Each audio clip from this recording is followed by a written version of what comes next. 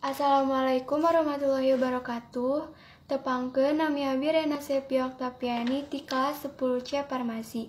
Di dieu abi bade ngadongeng tentang si Kabayan anu judulna si Kabayan Hitut.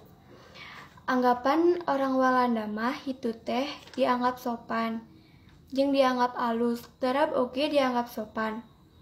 Si Kabayan hayang ngabuktikeun eta perkara bener atau henteu. Pek si Kabayan nyarita ka babaturanana. Cik si Kabayan, cenah orang Walanda mah hitut teh dianggap alus dipupuji. Lamun terap ge dianggap sopan. Terus rek kumaha? Tanya babaturan si Kabayan. Kuring rek ngabuktikeun bener henteuna eta perkara teh.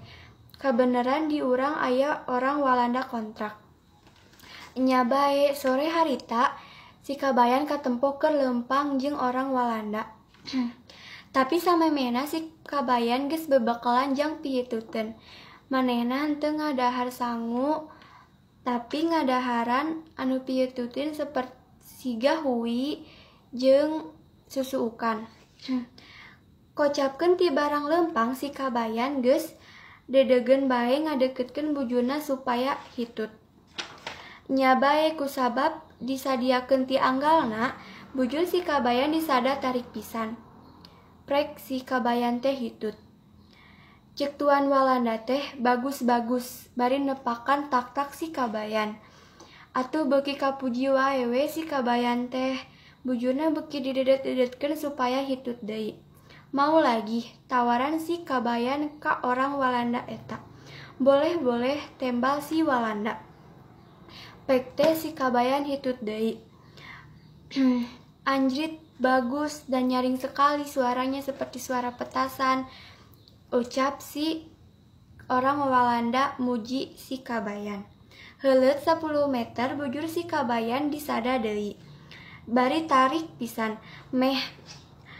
Meureun ari mindeng-mindeng teuing mah sebeleun tuan Walanda oge. Bagus lamun sakali 2 kali mah, da ari mindeng mah mulek weh nu aya. Pas disada kaopat kalina, ku si tuan Walanda diejek satarik-tarikna bari disentak jorok. Disaprak harita, si Kabayan teh kapokeun hitut di mana wae komo lamun aya orang Walanda mah. Sakalina hayang hitut si Kabayan teh sok ditahan sakuat tanaga. Sakitu dongeng nu kusim kuring sampaikeun. Hapunten bila aya kalepatan. Wassalamualaikum warahmatullahi wabarakatuh.